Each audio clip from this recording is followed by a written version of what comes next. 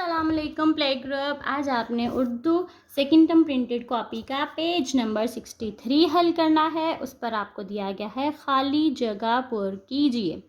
खाली जगह ये आपको दी गई हैं, इनको आपने पुर करना है। इनमें जो आता है वो आपने लिखना है। अब हम सबसे पहले अलिफ बे पढ़ेंगे और साथ साथ इसको हल करते जाएंगे। तो अलिफ के बाद क्या आता है? अलिफ मद आ। अलिफ मद आ के बाद बे, जिसके नीचे एक नुक्ता, यहाँ से शुरू करना है, टेढ़ा करना है इधर लाइन के ऊपर, और ये सीधा आखिर से सीधा होता है, शुरू से ये टेढ़ा यानी स्लांट करना है। बे के नीचे एक नुक्ता। अलिफ मद आ बे पे के बाद ते, जिसके नीचे जिसके ऊपर दो नुक्ते, ते जिसके ऊपर दो नुक्ते, टे के बाद से, जिसके ऊपर तीन नुक्ते, से। अलिफ मद आ बे पे ते से के बाद जीम, ये है बेली बनाया, बेली के अंदर एक नुक्ता, जीम के बाद चे, ऊपर जाना है सीधे हाथ और ये नीचे आना है और ये इसका बेली बनाना है।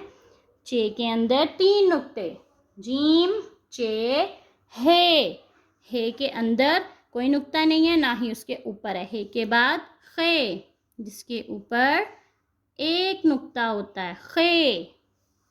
अलिफ मद आ बे पे ते से, जीम चे हे खे। अब अगला सवाल करते हैं। हरूफ को तरतीब दीजिए। हरूफ को तरतीब देना है, ये सारे आपको आगे पीछे करके दिए गए हैं। अब आपने यहाँ पर इनको तरतीब देना है। और उससे पहले अब हम क्या करेंगे कि हम अलिफ पे पढ़ेंगे और साथ साथ वो ढूंढेंगे क्या यहाँ पर वो हर्फ दिया गया है कि नहीं। अलिफ ढूंढे, यहाँ पे अलिफ नहीं है। अलिफ के बाद अलिफ मद आ, क्या यहाँ पर अलिफ मद आ है? नहीं। अलिफ मद आ के बाद बे, जिसके नीचे एक नुक्ता होता है, क्या यहाँ पर बे है? नहीं। बे के बाद पे, जिसके नीचे तीन नुक्ते, पे नहीं है। पे के बाद ते, जिसके ऊपर दो नुक्ते हैं, ते यस, यहाँ पर आपको ते दिया गया है। ते को आपने यहाँ पे काटना है और यहाँ पर आपने इसको लिख देना है। ते के बाद टे, जिसके ऊपर एक तोय होती है, चे से जीम टे को यहाँ काटें, यहाँ पर लिख दें। टे के बाद से, हाँ जी ये रहा से, जिसके ऊपर तीन नुक्ते। से के बाद जीम, जिसके बेली में एक नुक्ता, जीम के बाद चे के बेली में तीन नुक्ते। इस तरह से आपने हरूफ को तरतीब दिए करना होता है। ते से जीम चे।